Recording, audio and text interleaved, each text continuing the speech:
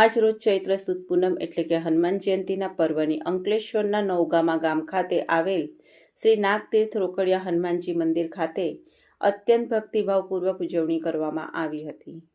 ભક્તોની આસ્થાના પ્રતીક ક્ષમા રોકડિયા હનુમાનજી મંદિર ખાતે દૂર દૂરથી ભક્તો દર્શનાર્થે ઉમટી પડે છે.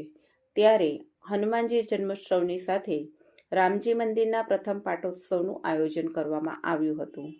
મંદિર ખાતે સવારથી પૂજા અર્ચના, હોમ હવન સહિત વિવિધ ધાર્મિક કાર્યક્રમોનું આયોજન કરવામાં આવ્યું હતું. સવારથી દૂર દૂરથી ભક્તો રોકડિયા હનુમાનજી મંદિર ખાતે ઉમટી પડ્યા હતા અને અંજની પુત્ર હનુમાનજીના દર્શન કર્યા હતા. સાથે રામજી મંદિરના પ્રથમ પાટોત્સવ નિમિત્તે પૂજા અર્ચના, આરતી સહિતના કાર્યક્રમો યોજાયા હતા અને ભક્તોએ મહાપ્રસાદીનો લાભો લીધો હતો. સાથે અંકલેશ્વરની કુમારપાળ ગાંધી બ્લડ બેંકના સહયોગથી રક્તદાન શિબિરનું આયોજન કરવામાં આવ્યું હતું, જેમાં મોટી સંખ્યામાં રક્તદાતાઓએ રક્તદાન કર્યું હતું. સાથે રાત્રે લોક ડાયરાનું પણ આયોજન કરવામાં આવ્યું હતું. આ લોક ડાયરામાં લોકગાયક જિગ્નેશ કવિરાજ અને હાસ્ય કલાકાર હકાભાઈ ગઢવી ડાયરાની રમઝટ બોલાવશે.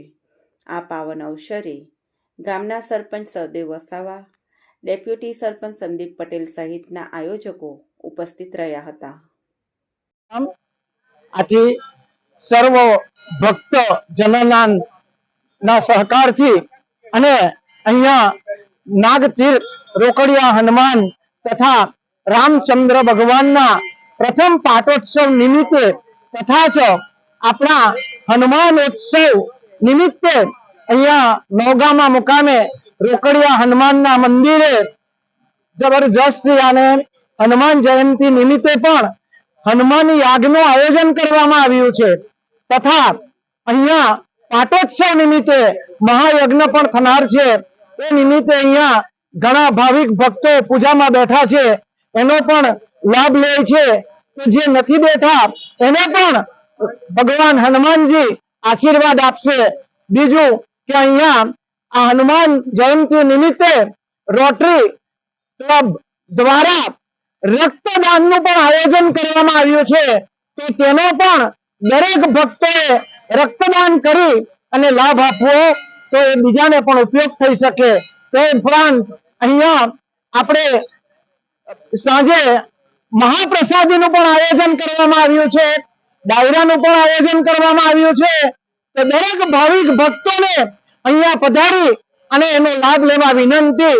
આવા ધાર્મિક સ્થળે જેમ આપણા હિન્દુત્વના સનાતન ધર્મની અંદર જેટલું એકત્રીકરણ કરશો અને જેમ અયોધ્યાની અંદર રામ મંદિર બની ગયું છે, તો તેવી રીતના આપણું એક આ ભરૂચ જિલ્લાનું પણ મોટામાં મોટું તીર્થ છે. તો આ તીર્થને પણ આપણે આગળ લાવી અને એને પણ ઉત્સાહપૂર્વક ઉજવવું જોઈએ. બોલો જય સિયારામ. વિશ્વાસ છે અને અમે કુમારપાળ ગાંધી બ્લડ સેન્ટર માંથી આવ્યા છે અહીંયા રોકડિયા હનુમાન મંદિરમાં કેમ્પ કરવા માટે.